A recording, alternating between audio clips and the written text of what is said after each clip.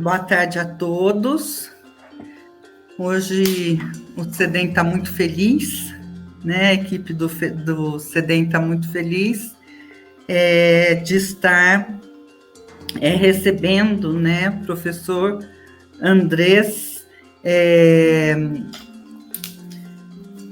Donoso Romo, às vezes eu confundo, enfim, né, professor do Instituto de Estudos Avançados em Educação da Universidade do Chile e pesquisador do Centro de Estudos Avançados da Universidade de Playa Ancha.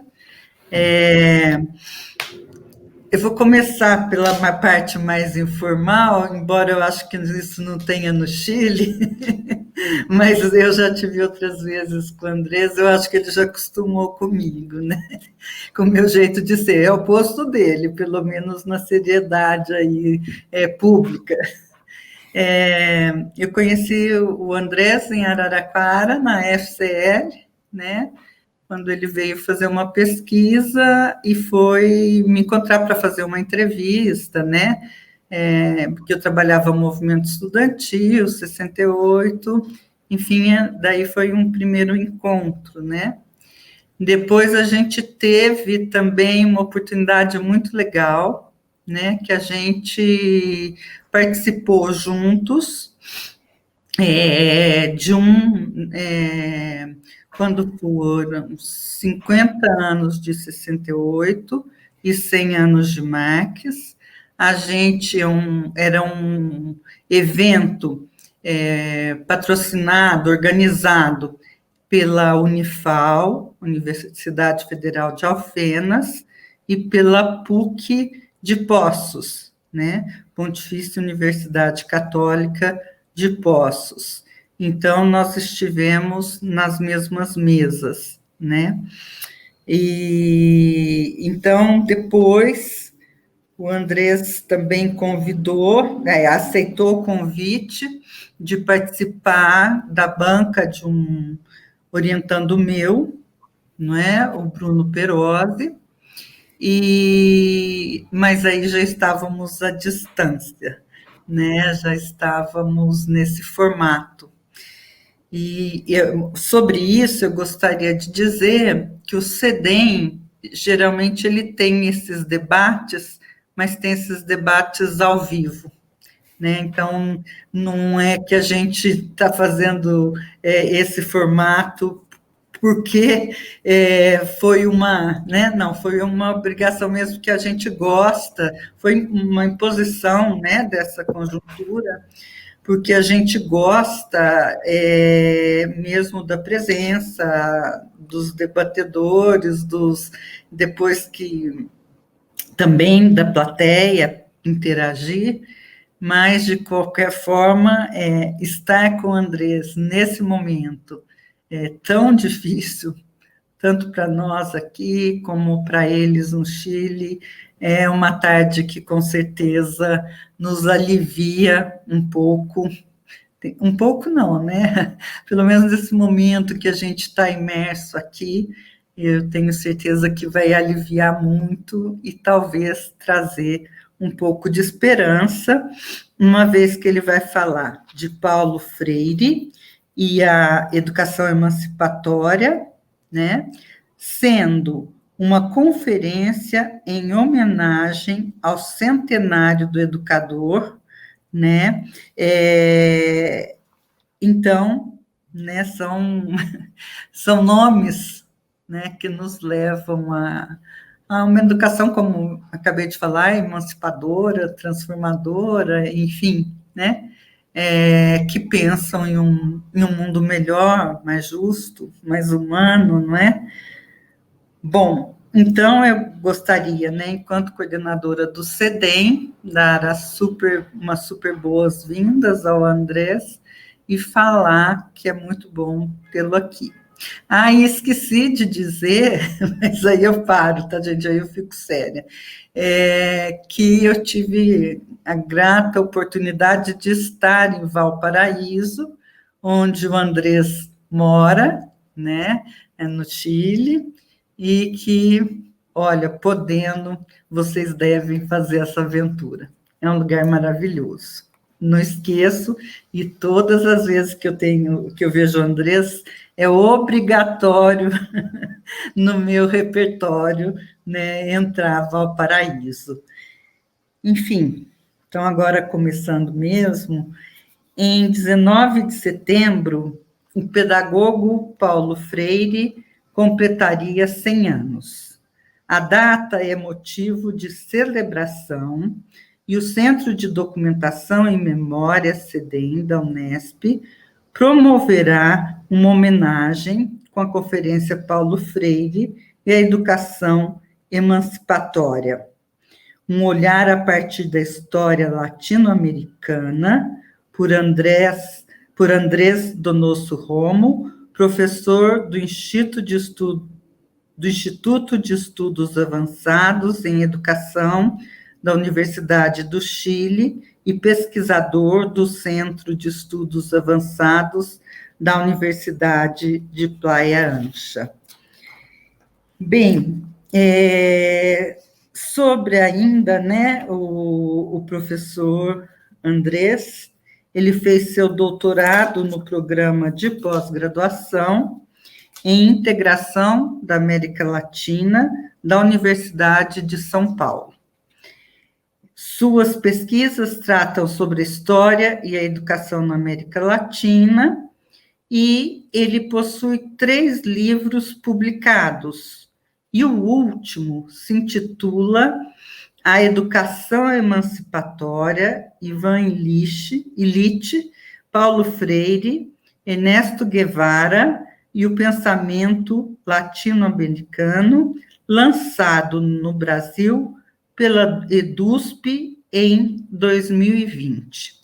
Né, eu queria aqui abrir um espaço para o comercial e sugerir, né, fortemente a leitura, né, desse livro fantástico, assim, muito importante, e que acabou saindo do forno, né, a gente que está meio distante dos livros, então está aí chegando para a gente no Brasil, com uma, né, edição da USP, pela editora da USP, e então já recomendar a leitura, embora também já tenha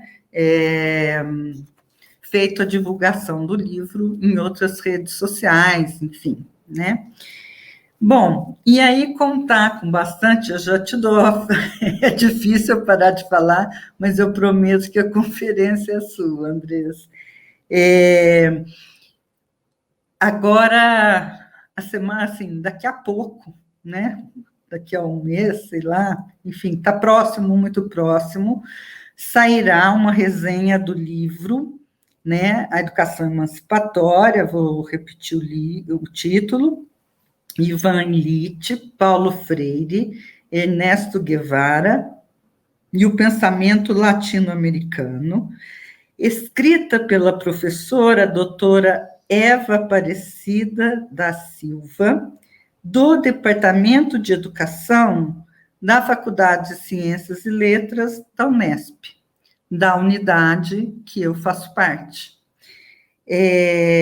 Então, essa resenha será publicada em breve nos Cadernos de História da Educação. Foi uma coincidência, eu não sabia, né? Aquelas coisas assim, de uma última hora, né? Que eu soube que, claro, né? Eu contei para a Eva, e que ela me falou, olha, Maria, eu estou acabando de ler o livro todo, e resenhando, né, para os cadernos de História da Educação.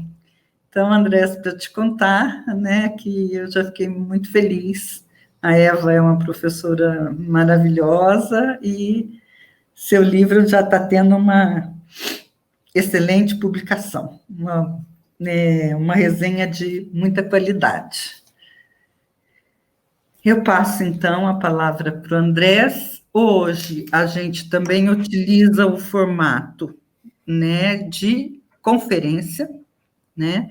A gente, geralmente, os nossos debates, eles, como eu já falei, existem a cada mês, mas dessa vez, desse ano, que estão sendo virtuais, né? Uma programação constante do CEDEM há muitos anos de fazer esses eventos, né? Então, o Andrés vai fazer uma conferência mesmo, né? Mas ele abrirá depois ao público se houver alguma questão. Tudo bem? Então, por isso que a gente, só o Andrés vai falar.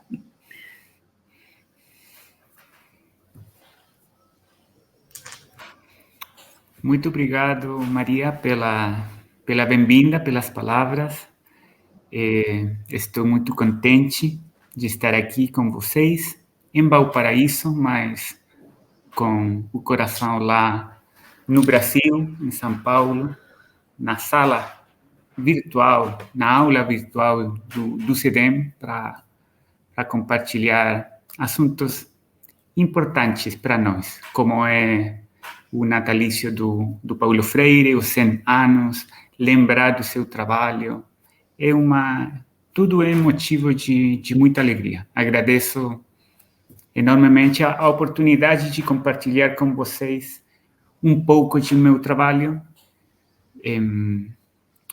Peço ao começo das minhas palavras que, entre aspas, vocês possam me ajudar, porque meu português é um pouco misturado com o castelhano, tem muito de portunhol. Estou muito longe do Brasil, agora com a pandemia não é simples viajar para o Brasil. De fato, tinha que ter viajado para o Brasil ano passado e ainda não consigo viajar para o Brasil por causa do Covid e por causa das preocupações que trazem estes tempos movimentados, entre aspas. Então, peço ajuda com a linguagem, peço ajuda também com boas perguntas, bons comentários.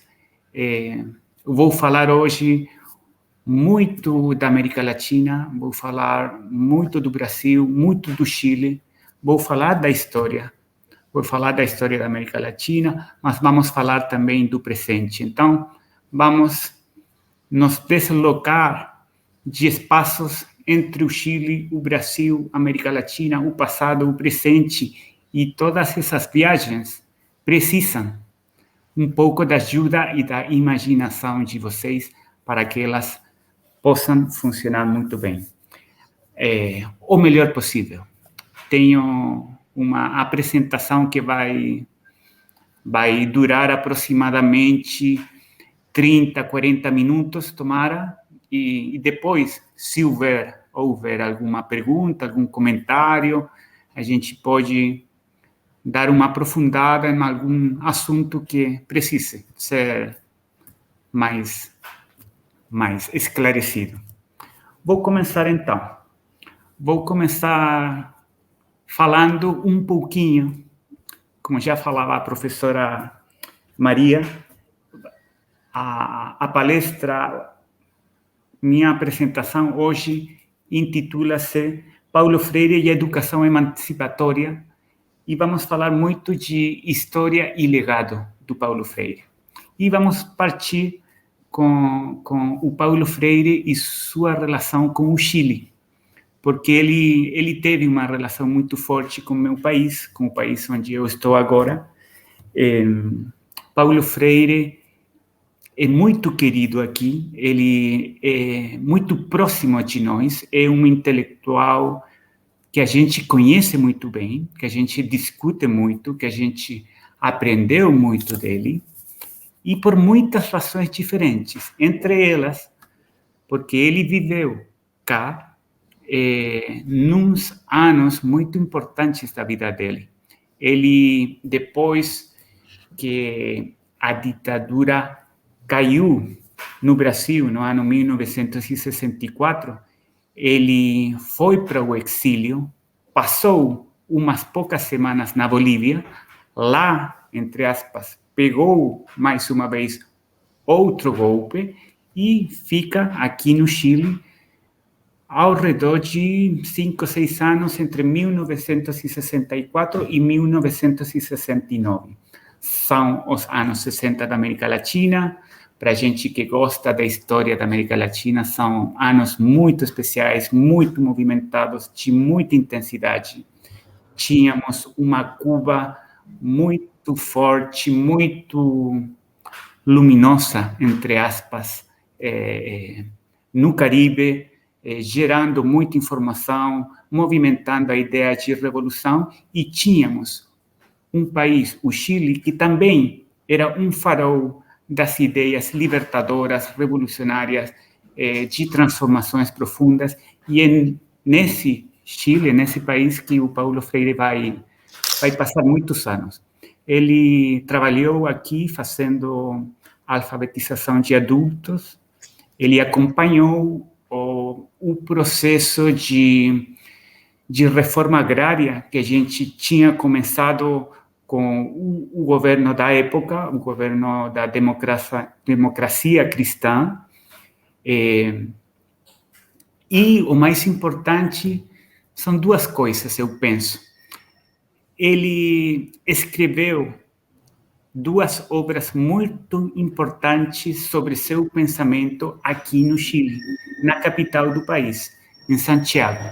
Ele escreveu A Educação como Prática da Liberdade, que é um livro-chave porque ele apresenta aí o principal do seu pensamento pedagógico, a ideia de alfabetização, dos círculos de cultura, das palavras geradoras, toda essa dimensão pedagógica está presente nesse livro, que é uma maravilha. Para todo mundo que gosta da pedagogia mesmo, é esse o livro-chave para conhecer o pensamento pedagógico de Paulo Freire. Mas é também aqui no Chile que ele escreveu A Pedagogia do Oprimido. Ele pegou todas as experiências e reflexões que ele obteve no Brasil prévio ao 1964, antes do golpe de 1964, sua experiência em Recife, em Pernambuco, com o movimento de cultura popular. E ele, no Chile, consegue fazer uma reflexão mais abrangente e põe ela na Pedagogia do Oprimido, que é um livro até hoje muito importante para nós, no Chile, no Brasil também, na América Latina e no mundo todo. É um livro que tem muitas edições, é um livro que foi traduzido em 20 línguas, é um livro que até hoje é vendido nas livrarias, é um livro que até hoje a gente está discutindo, não somente aqui no Chile, também na Argentina, em muitas partes do continente. E há um último ponto do relacionamento entre o Paulo Freire e o Chile que é importante esclarecer e pôr hoje sobre a mesa na nossa conversação, na minha apresentação, que tem a ver com que o Paulo Freire, aqui no Chile, foi que ele obtém um elo muito importante na sua identidade como pessoa, que é a identidade latino-americana. Ele se faz uma pessoa latino-americana aqui no Chile. E não é qualquer momento do Chile, não é o Chile de hoje. É o Chile da década de 60, é o Chile onde a esquerda tinha um espaço muito importante, é um Chile onde tinha muitos intelectuais brasileiros contribuindo com as reflexões e as discussões que estavam se criando aqui. Estava Fernando Henrique Cardoso, estava José Serra, estava o mesmo Paulo Freire e mais outros intelectuais que formavam parte do mundo intelectual do Chile, que estava pensando a esquerda nesse momento. E é nessa América Latina que ele obtém essa latino-americanidade que, às vezes, para nós, os latinos, a gente que nasceu num país que fala castelhano, é um pouco mais simples de obter pelo assunto da língua.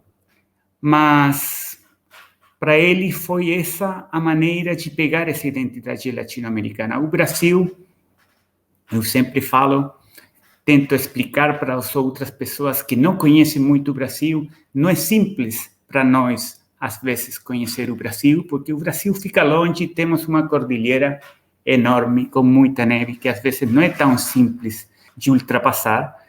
E para o brasileiro também, a viagem é a mesma, mas ao sentido contrário. Ele está, no caso de Recife, 3.000, 4.000 quilômetros afastado de Valparaíso, de Santiago, e não é simples conhecer um país fora do grande Brasil. E Paulo Freire obtém sua carteira de latino-americano aqui no Chile. Vou pular desse passado, dessa década dos 60, no Chile, vou passar agora ao século XXI, ao cenário atual que tem a América Latina. São esses pulos que eu peço a vocês que me ajudem a que funcionem, a que trabalhem, a que possam ajudar a compreender melhor as ideias principais que eu quero compartilhar hoje. O século XXI, na América Latina, sobretudo o ano 2021, hoje mesmo, está muito marcado pelo cenário neoliberal. Qual é o cenário neoliberal? Às vezes, o conceito neoliberal tem definições diferentes nos diferentes países da América Latina. No Brasil, às vezes, se fala neoliberal, ultraliberal, liberal somente, às vezes são sinônimos esses conceitos. Mas o importante é que o cenário neoliberal, que é o conceito que eu vou carregar até o final da apresentação, o cenário neoliberal põe ao mercado e ao funcionamento do mercado no centro da nossa vida em sociedade. O mais importante para os países latino-americanos hoje, e há 20, 30, 40 anos que é assim, é o funcionamento do mercado, que o dinheiro possa circular, possa se deslocar daqui para cá, de lá para cá, que o comércio funcione, mas a gente, as pessoas, ficam num lugar secundário, preterido, com uma importância menor. Então, esse é o cenário atual da América Latina, e para nós, esse cenário, para nós que gostamos da história, que a gente entende que a história de nós é importante, que a história da América Latina é importante, é importante perceber que o neoliberalismo não gosta da história, não é sua matéria preferida, não é a que gosta mais, e também, assim como não gosta da história, favorece muito o pensamento único. Então, fazer uma homenagem a Paulo Freire hoje é a possibilidade de ir à contramão do cenário neoliberal que a gente sofre hoje e poder falar um pouco de história e falar também de outras alternativas ao pensamento único, que é o pensamento de Paulo Freire e o pensamento que, junto com ele, estavam desenvolvendo muitas pessoas na América Latina nesses anos. Então, eu queria fazer só um pequeno parênteses neste sentido do cenário neoliberal que hoje temos no Brasil, no Chile e na América Latina, que tem a ver com que há alguns anos, quando o governo Lula estava no seu melhor momento, quando o governo Kirchner estava no seu melhor momento na Argentina, quando o Chávez estava brilhando na Venezuela, quando o Morales estava muito forte na Bolívia, tinha alguns intelectuais que começavam a falar de um cenário pós-neoliberal, diferente ao cenário neoliberal. Eu quero fazer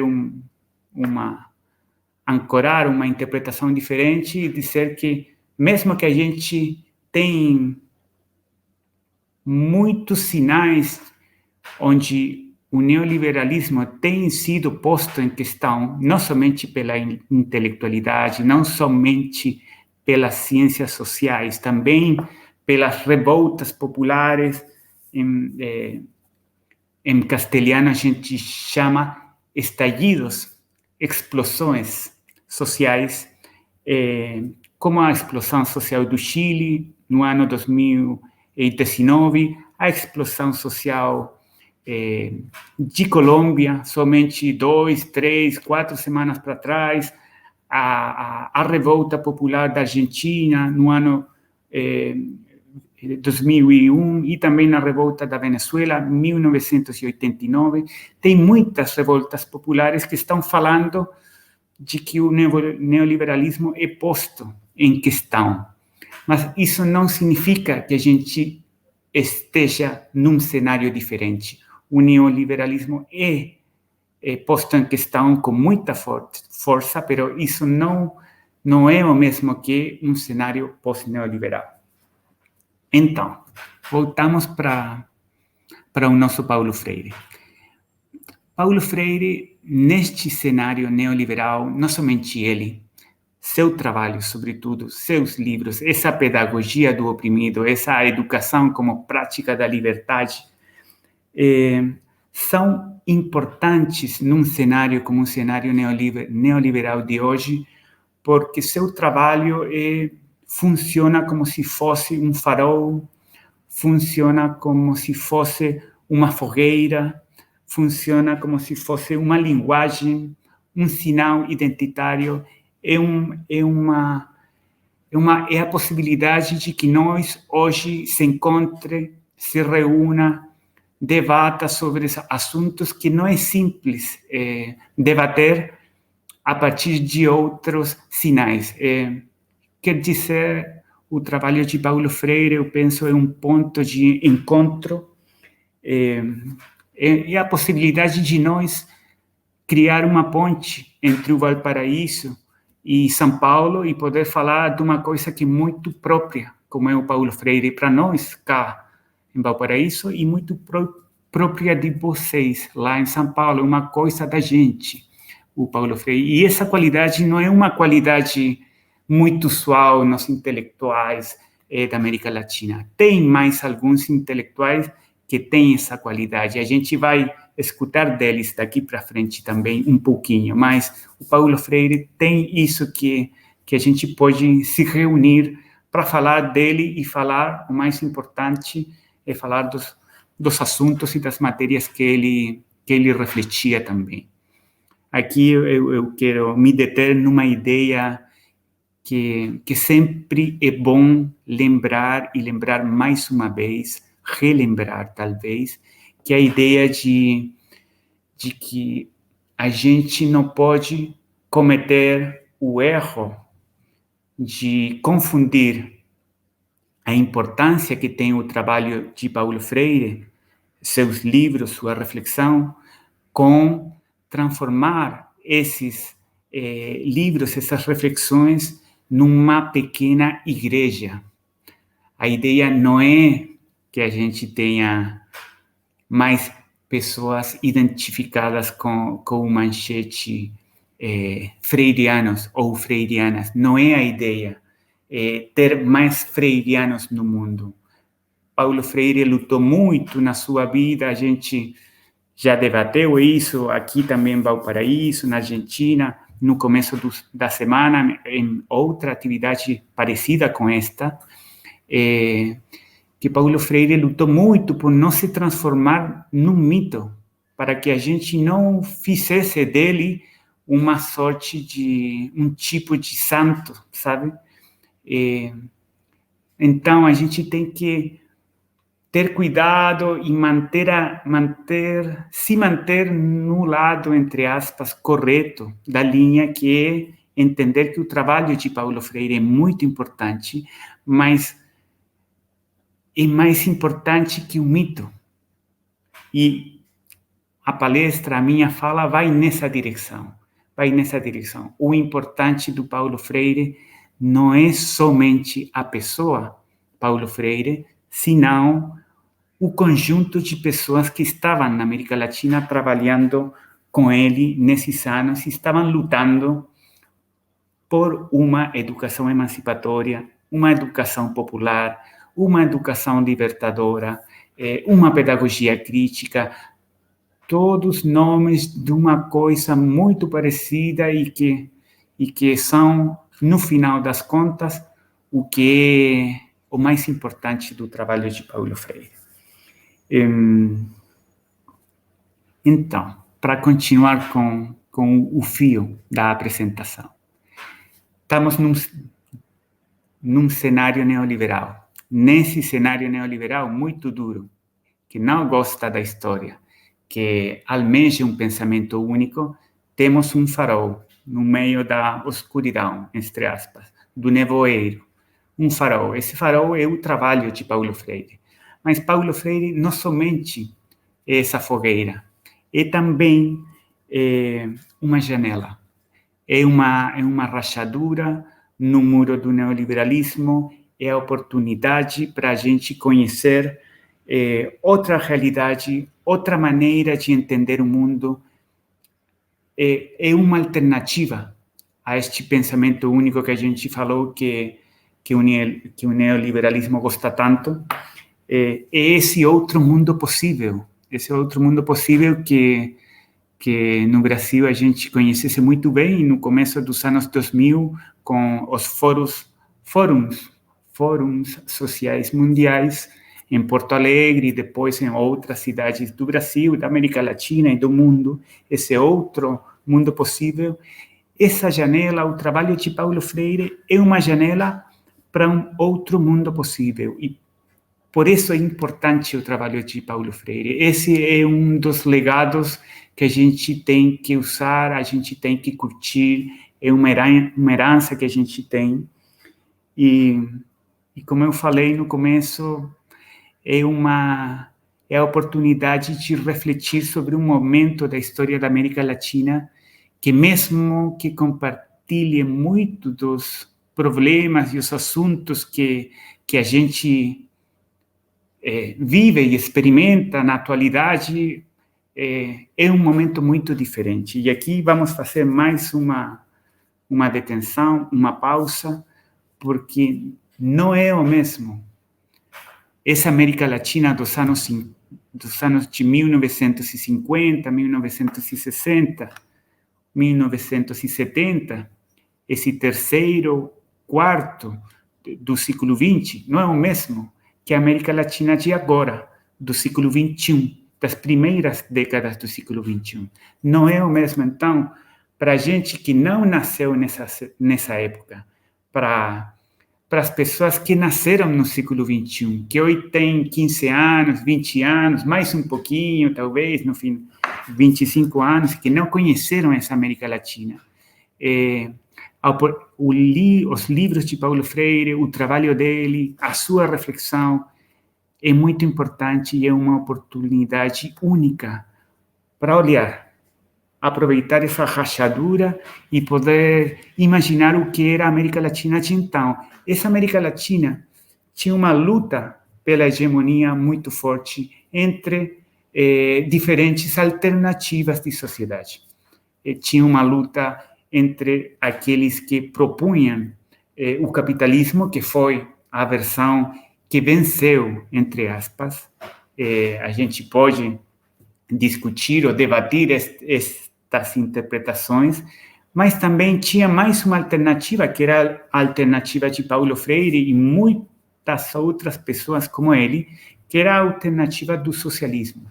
Nesses anos, no terceiro quarto do século XX, a América Latina, o Brasil, o Chile, o mundo, deste lado do mundo, tinha essa luta entre capitalismo e socialismo. Estávamos no meio da Guerra Fria. Nessa luta, é muito diferente ao cenário que a gente tem hoje, que é o cenário neoliberal, como eu começasse falando nessa aproximação. Então, a gente, com o trabalho de Paulo Freire, pode conhecer um pouco mais da Cuba revolucionária, a gente pode conhecer o Chile do Salvador Allende, pode conhecer o Peru de Velasco Alvarado, pode conhecer a Nicarágua sandinista um pouco mais para frente, na década de 1980. No fim, são anos de lutas que hoje não existem na América Latina. Hoje, isso não significa que daqui a pouco o cenário não possa mudar. Mesmo que pode mudar. Vai mudar, eu penso também. O trabalho de Paulo Freire contribui para essa mudança, mas o mais importante é perceber que o Paulo Freire se insere nessa América Latina e que é muito importante entender que é uma janela histórica diferente também.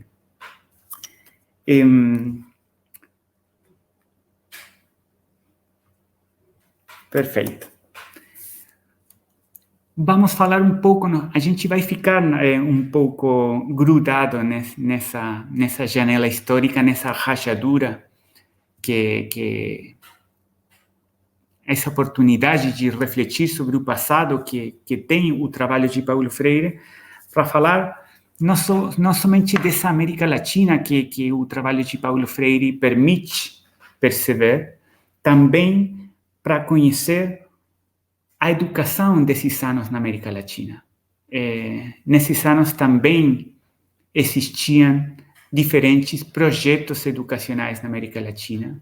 Estava a educação popular, os movimentos de cultura popular, a educação emancipatória, a educação libertadora, a pedagogia crítica, todos esses conceitos que a gente às vezes confunde, mas a gente não tem que ter medo de confundir esses conceitos, porque o importante não é o conceito, senão o fundo do conceito que tem a ver com como a educação pode contribuir para mudanças importantes, estruturais, para uma sociedade com justiça social, e não necessariamente o conceito mesmo. Então, nesses anos, temos uma América Latina que tem uma educação que almeja, certo, uma educação popular, libertadora, emancipatória, e temos uma educação que é a educação que venceu, entre aspas, aquela que defende o capital humano, aquela que está muito em sintonia com o neoliberalismo, com esta centralidade que tem o mercado, que tem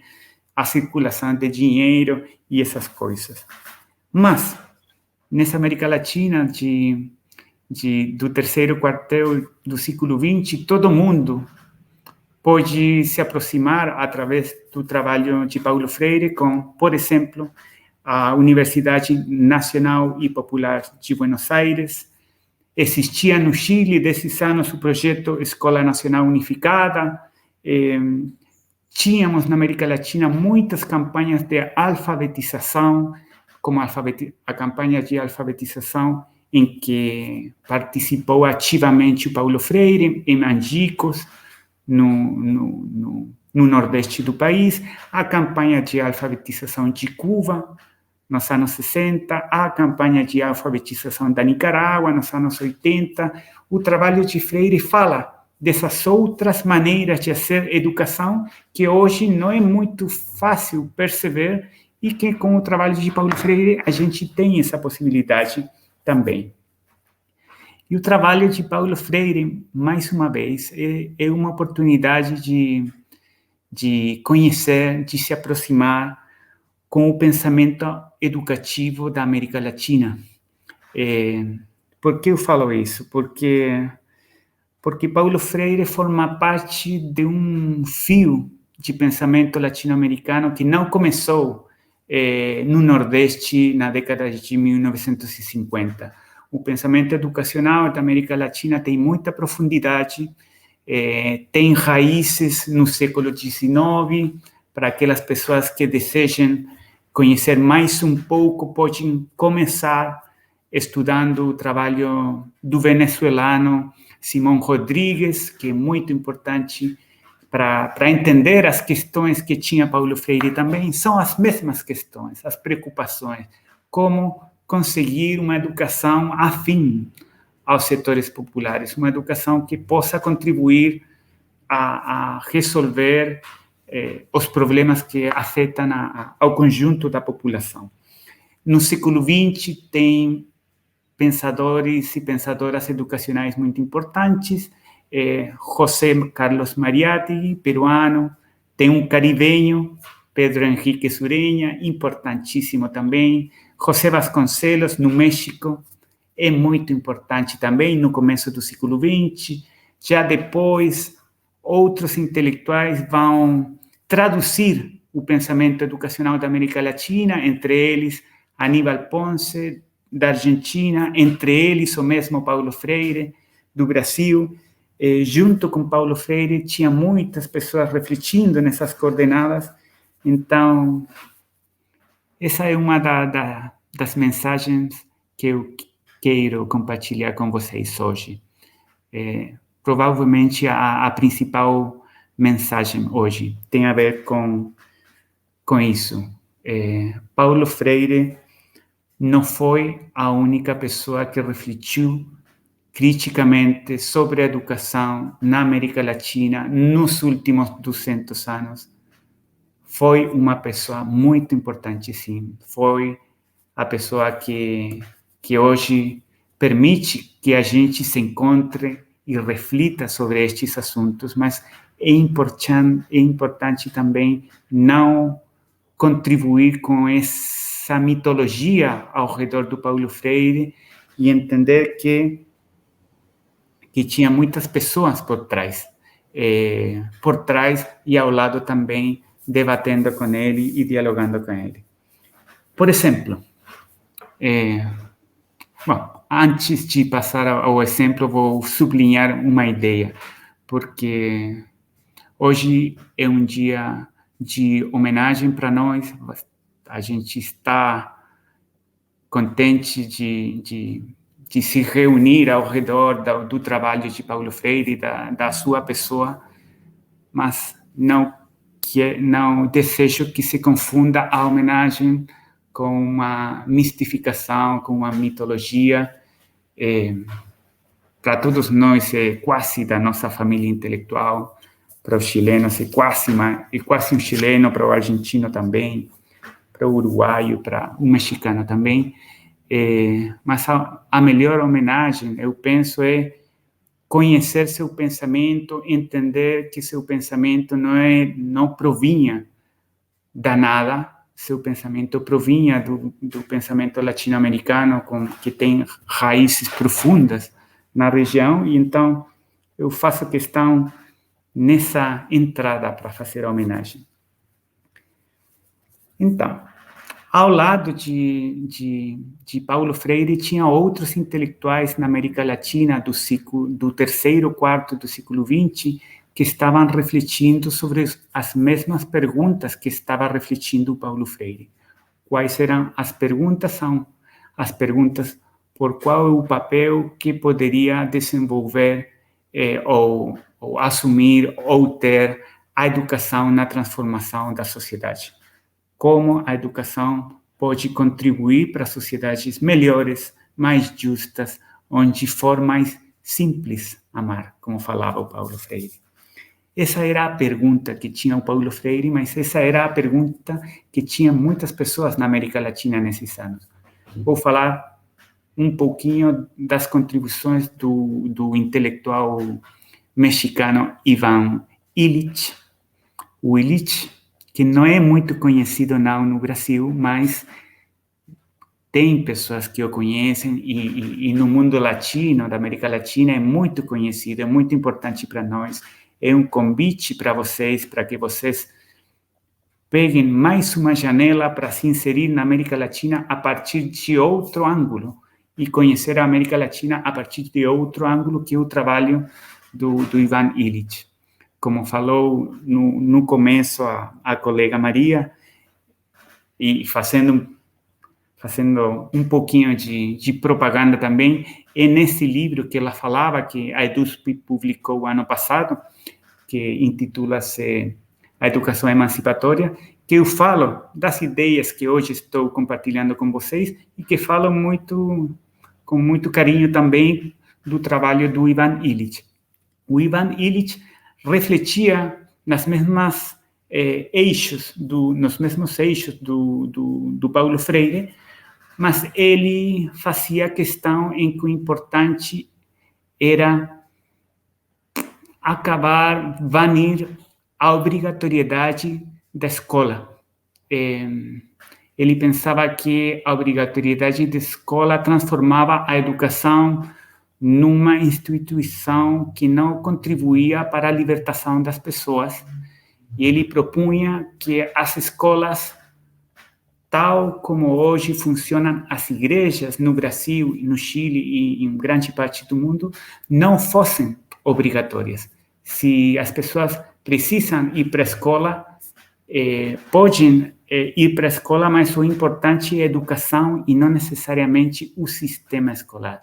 E aí ele cria uma maneira de responder às perguntas que tinha Paulo Freire por trás, que são muito parecidas em algumas partes, mas tem muitas diferenças também. É importante que vocês saibam que intelectuais como o Ivan Illich e Paulo Freire se conheceram, dialogaram, compartilharam mais uma vez um café, compartilharam debates públicos sobre estes assuntos, tanto na América Latina como fora da América Latina, porque os dois foram muito reconhecidos como grandes intelectuais da educação desses anos. Então, eu quero transmitir essa ideia de que existia um debate por trás.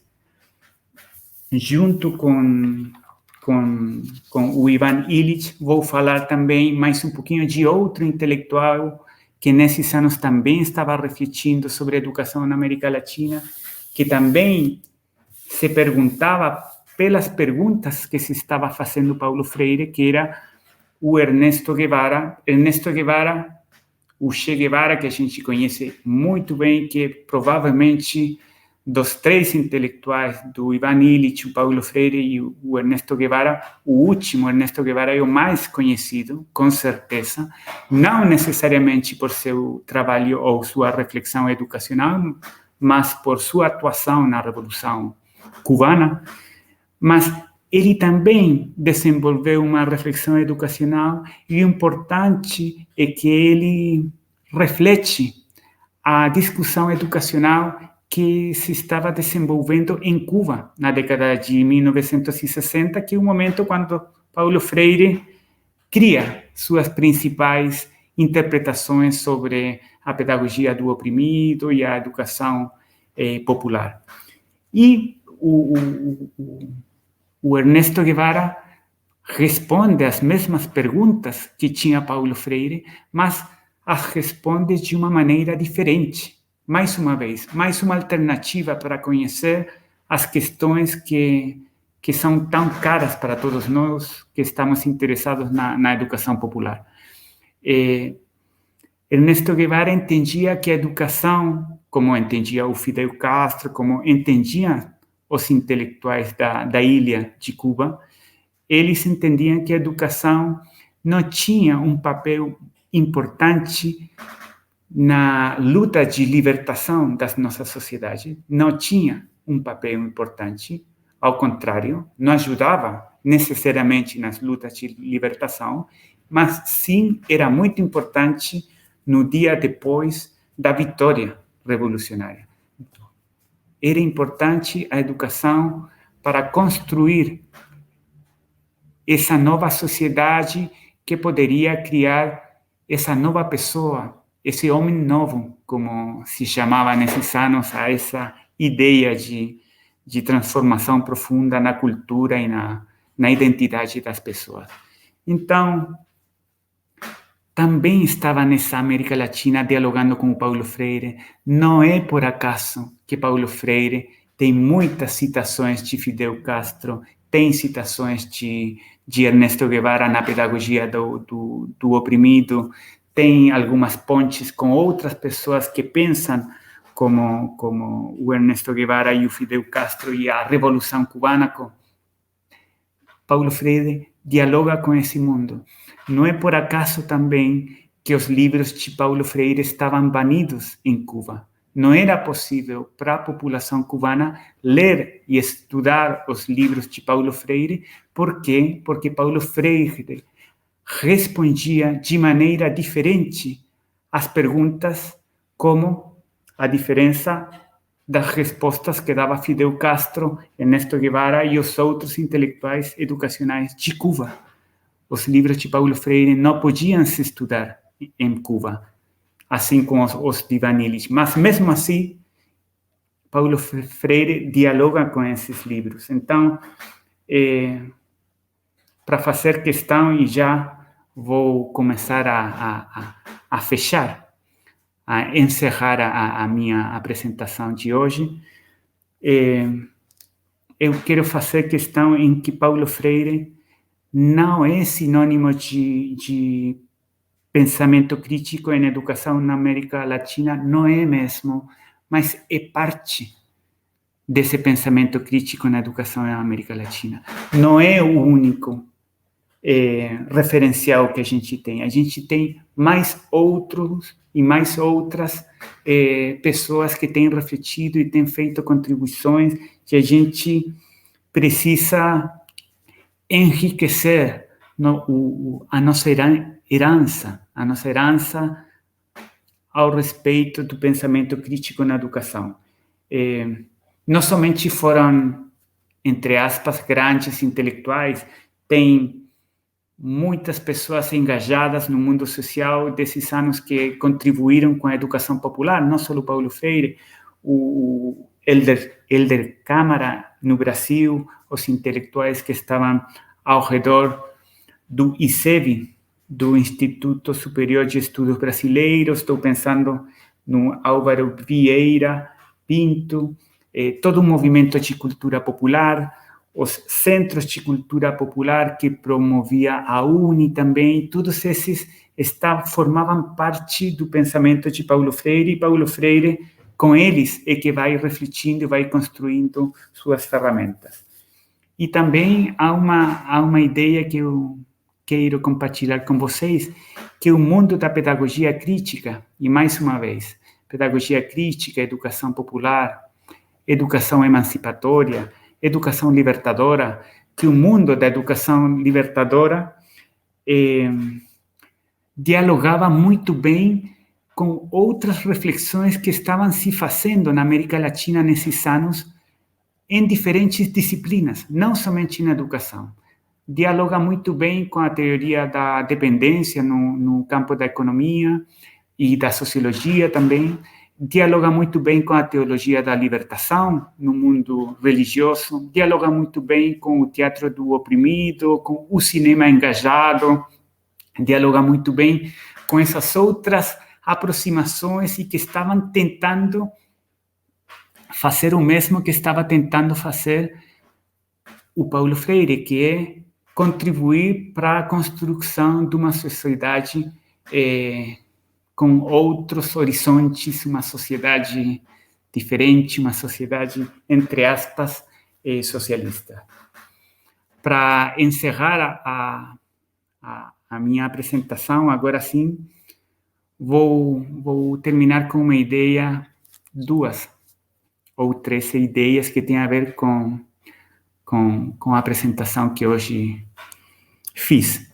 A primeira delas, e a mais importante, é que eu penso que o mais importante do trabalho de Paulo Freire, do seu pensamento, das ferramentas que ele contribuiu para nós, que ele herdou para nós, tem a ver com essas bases que compartilhava com os outros intelectuais da educação e com os outros intelectuais desta intelectualidade crítica da América Latina.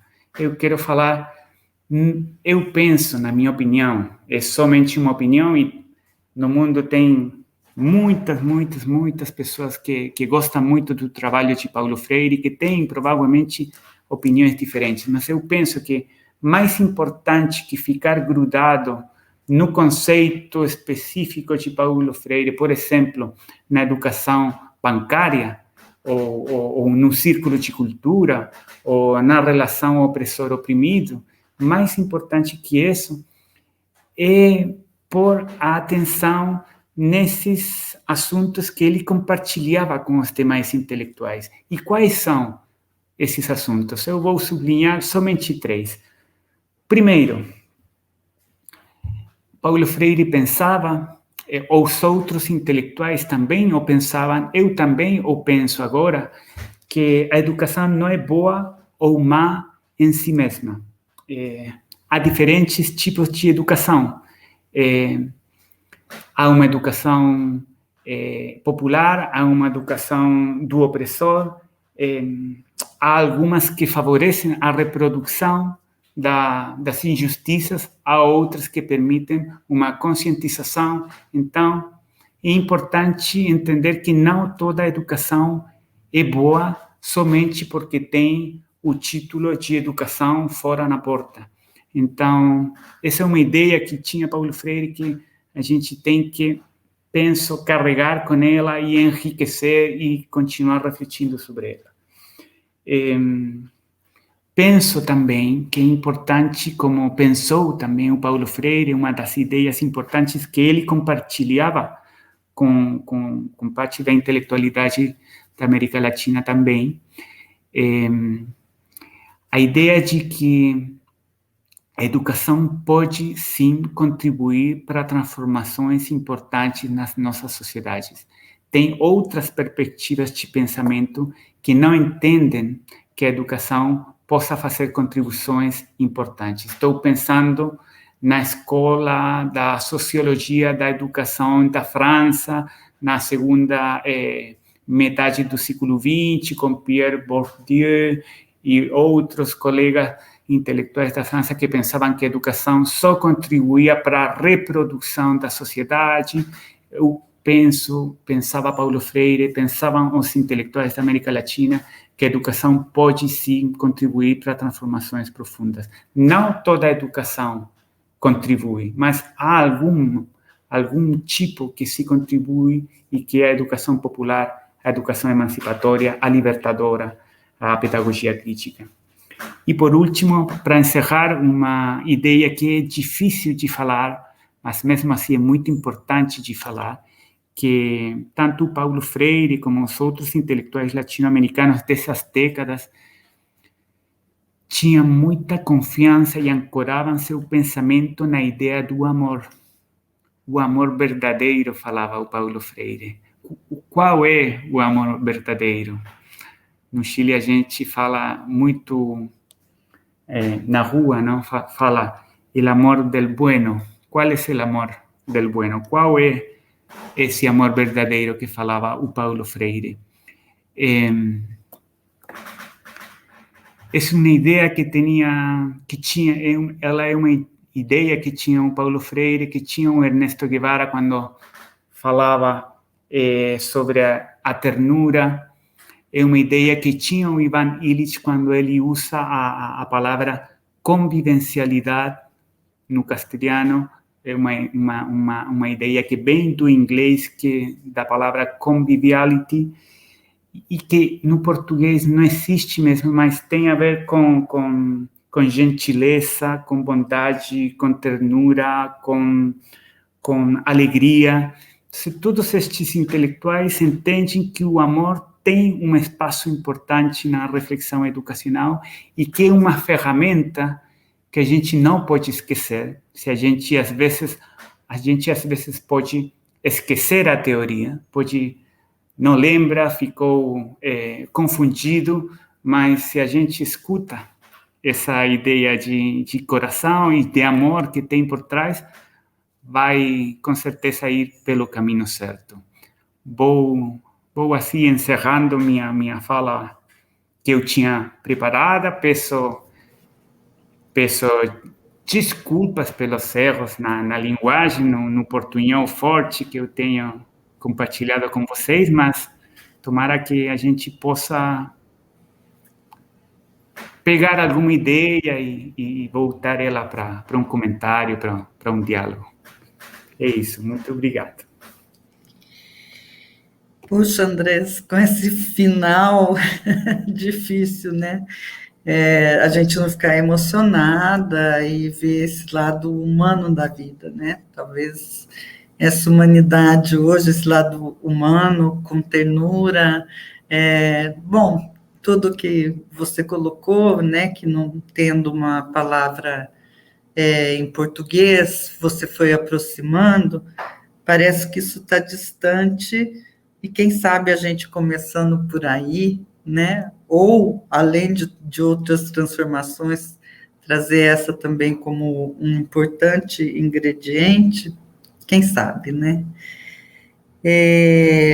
Eu disse que eu não falaria, mas você também me conhece, todo mundo que me conhece aqui, que está assistindo, me conhece, sabe que eu falo muito. Eu pensei muito em tudo que você foi falando, e antes de passar para o debate, eu vou, sim, fazer a minha intervenção também para um debate, né? Não eu colocando, fazendo uma conferência, mas colocando questões que vieram me passando pela cabeça ao te ouvir, né? Hoje eu acho que a gente fala de uma outra perspectiva, uma outra temática do que a gente já conversou, então, e também num outro momento que a gente já conversou, isso é interessante, então outras ideias são suscitadas, né? Aqui eu pensei, e tem uma crítica da Irene Cardoso, que eu acredito, né, acho que a gente já conversou, mas você conhece, que é exatamente essas comemorações que nós fazemos, né? Inclusive, quando eu estive em Portugal, os colegas acharam que aqui no Brasil a comemoração de 68 era comemorar mesmo, achar que foi bom, né? E, enfim, depois que a gente conversava, eles ficavam bem desanimados, né? Ser uma comemoração era, na verdade, uma rememoração, enfim. Então, eu penso nessa questão que você colocou, né, daqueles que estavam, que não era para termos uma confraria freiriana, né, não era isso o que a proposta do Paulo Freire, e eu acho que o Marx, né, já tinha dito isso quando ele falava que o comunismo, né, como não tinham as lutas, né, na Alemanha, as lutas que estavam tendo na França, ele falava que chegavam na Alemanha como evangelho, como pregação, porque tem que estar vinculada à prática, né? Então eu lembrei bastante nisso. Não adianta transportar as ideias se na Alemanha não estava sendo vivido, né?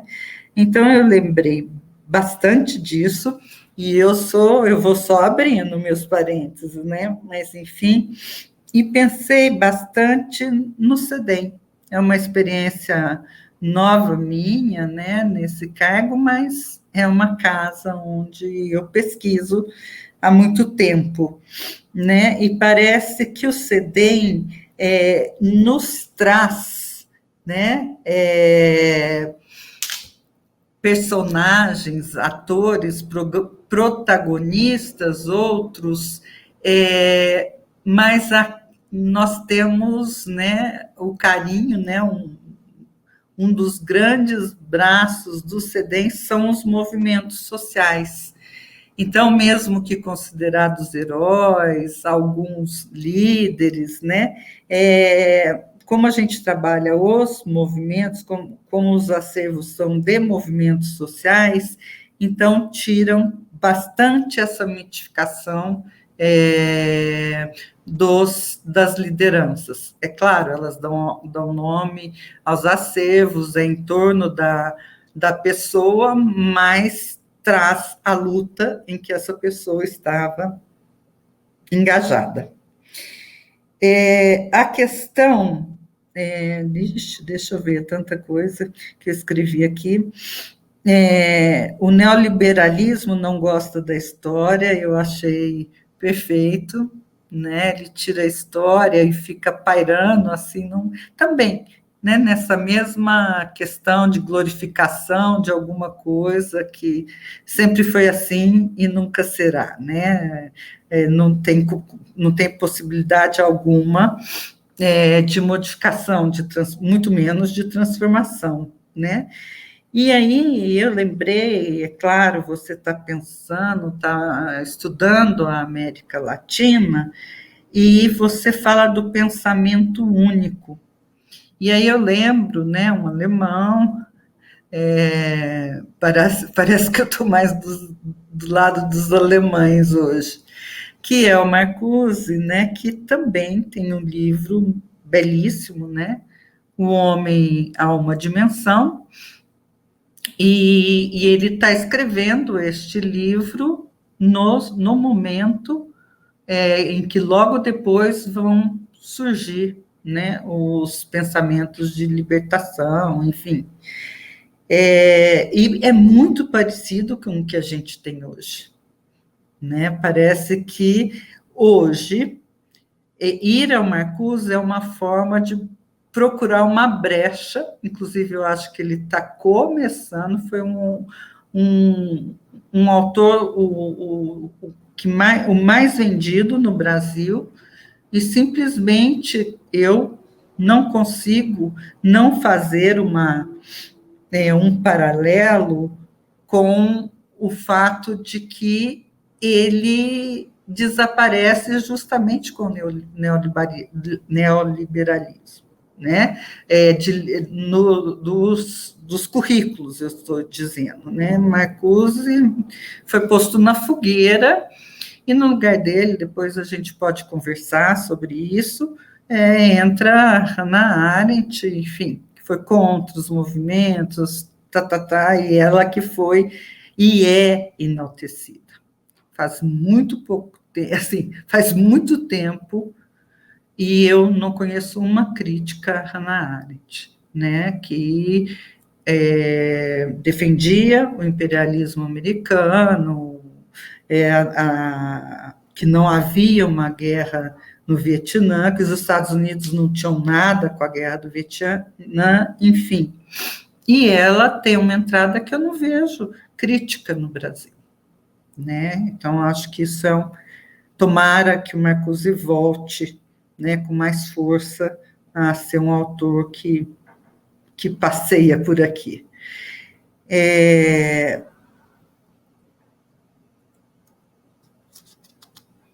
Eu acho que devo ter mais alguma questão. A questão daí da obrigatoriedade, né, como ela é importante. Eu fico pensando hoje, né, que você estava citando, acho que eu não pronunciei certo, estava falando Illich, eu acho que é Illich, né, como ele questiona a obrigatoriedade da escola, né? E hoje esse debate está muito forte aí na pandemia, né? Para que serve a escola, ou para que serve a escola pública, não é? E mais ainda, por que tem que ser privada, né? É a educação privada que leva a alguma formação, né? É claro, na contracorrente de qualquer transformação, né? E aí, só um último comentário, é a questão do homem novo, né? O iluminismo estava totalmente pensando nesse homem novo, dotado de razão, né? E o Rousseau é o expoente de alguém que é contrário a propriedade privada e que alguém que defende uma educação entre os doutos e a população, né? O Condorcet também, né, que já defende uma escola pública, né? Então, eu acho que isso corrobora o que você disse, que precisamos pôr esse debate na história. Esse debate não começou hoje, né? Não começou na América Latina, mas que ele chegou até aqui ao longo do tempo, e aí eu acho que não é uma questão para comparação, mas é uma questão para a gente ver as especificidades que essas escolas têm com as diversas lutas da América Latina, essa discussão sobre a educação. Bem, é isso, Andrés, eu acho que são só comentários, né, que eu faço, e sempre é bom te ouvir. E temos agora as questões da plateia, né, dos nossos ouvintes. Podemos passar para elas? Vamos lá. A proposta de educação escolar obrigatória, vigente, sobretudo a partir dos anos 1990, é fundamentada nos 4 pilares para uma educação do século XXI, propalada pela Unesco e financiada pelo Banco Mundial, assumiu a lógica neoliberal e a pedagogia das competências de formação para o trabalho no contexto da acumulação flexível do capital. A pergunta é a seguinte: como pensar uma outra proposta educativa referenciada em Paulo Freire para além desta escola obrigatória ou a partir de uma outra escola? Você quer responder uma em uma? Estou vendo que assim, que aqui estão 2. Pode ler a outra também, Tá. Porque talvez eu possa fazer somente uma integração ou... Por favor, ao pensarmos em Paulo Freire, pensamos em uma educação humanizadora, capaz de produzir sujeitos críticos e autônomos. Estes elementos, ações fundamentais na formação dos movimentos sociais. Então, como podemos integrar a produção documental dos movimentos sociais e a metodologia utilizada por Paulo Freire na educação formal e não formal? Deu para pegar? Quer que... Deu. Não.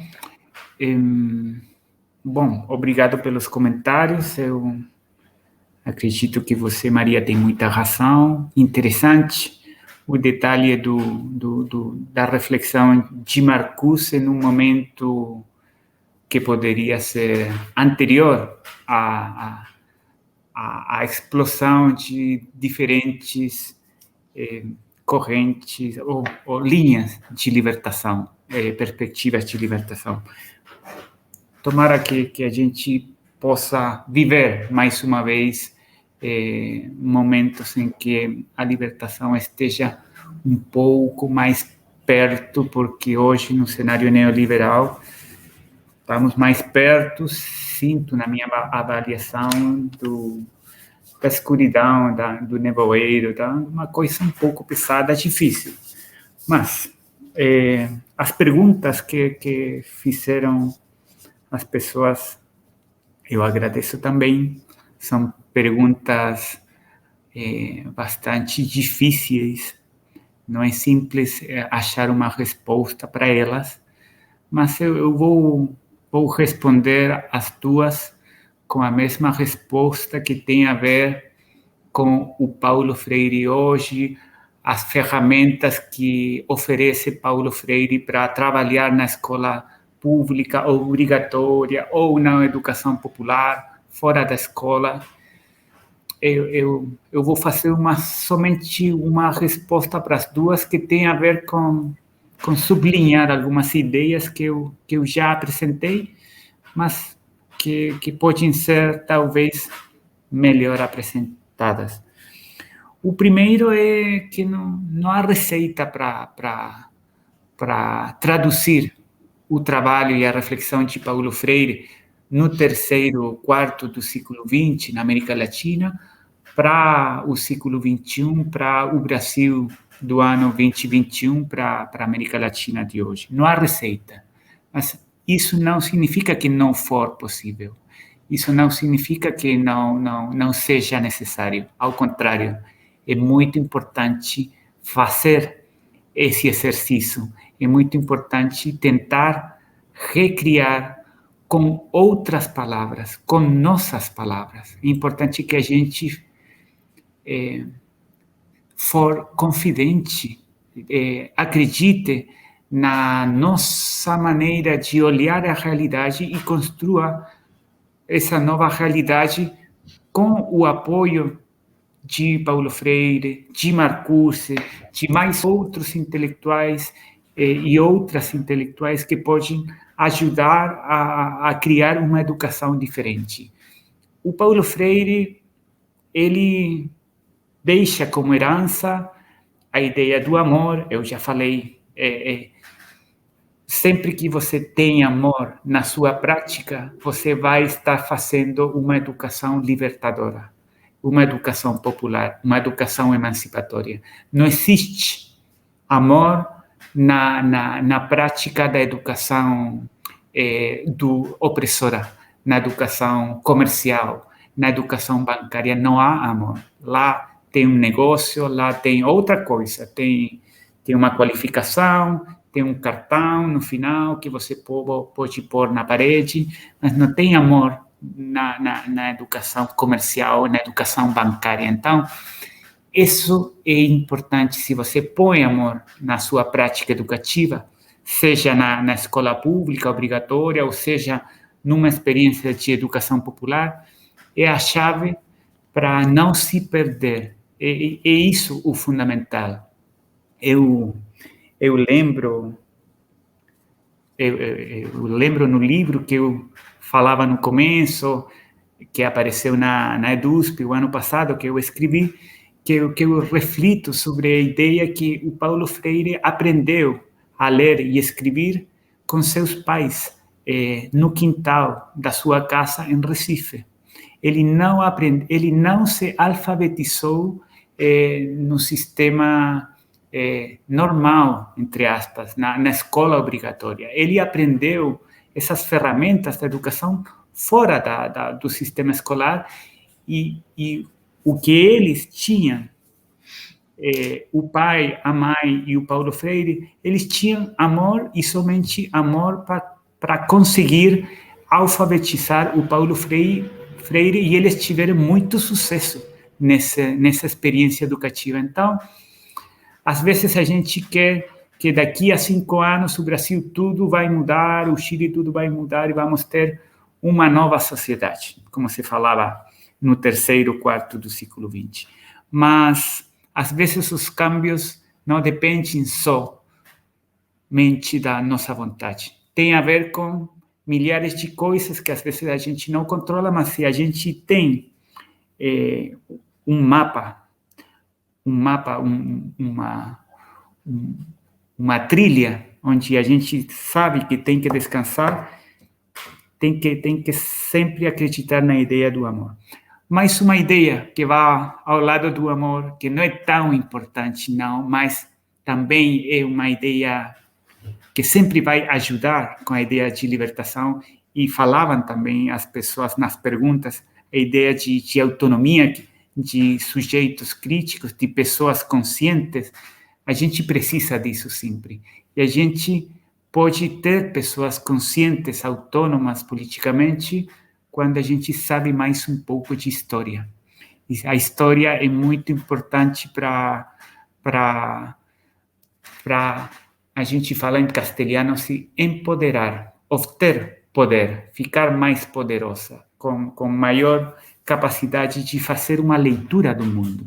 No final, o que Paulo Freire estava fazendo com os adultos evangélicos no Brasil, no Chile também, e em outras partes da América Latina, na Nicarágua, etc., ele estava criando poder nas pessoas para que elas pudessem pensar e se organizar e lutar a partir das diferentes trincheiras que eles e elas escolhessem. Não tinha uma ideia de que a luta sempre tinha que ver com um tipo de luta. A luta pela libertação, que é a luta do Paulo Freire, e que a gente ainda precisa dessa luta, é uma luta que tem milhares de cenários diferentes, mas em todos eles você precisa conhecer história, você precisa atuar com amor. Então, ali você tem duas chaves para não se perder tanto na escola obrigatória, pública, no dia a dia da aula, com as crianças, ou na faculdade, quanto nas experiências de educação popular, de alfabetização, de experiências de educação prática fora da educação. E uma última chave que o Paulo Freire também trabalha muito bem e que a gente pegou, eu penso, é uma das heranças mais fortes do pensamento de Paulo Freire, é a ideia de diálogo. Sempre quando você avance com o diálogo ao lado, essa construção pedagógica vai ser muito diferente a essa educação do opressor, a essa educação que tenta manter a situação muito atrelada com a ideia do capital humano, muito vinculada com a ideia do mercado, a educação pelas competências, como falava aí a pessoa que fazia a pergunta.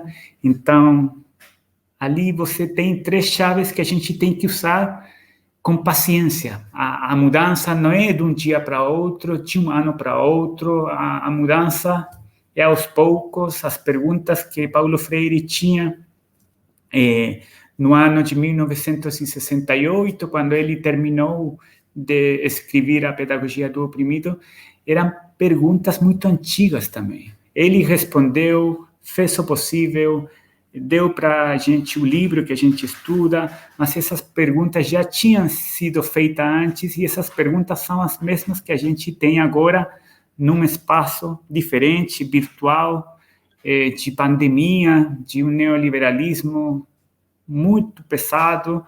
Então, a gente tem que ter paciência, e com essas chaves, amor, história, diálogo, é possível não se perder no dia a dia do trabalho pedagógico na escola, na faculdade, na educação popular. Eu penso que as chaves estão nessa dimensão.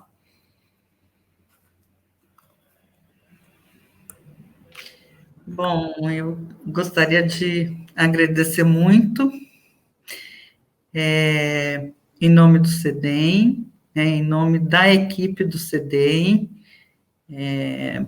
Todos nós trabalhamos para que tivéssemos essa oportunidade, e eu digo todas nós, porque todas nós mesmos, só somos mulheres.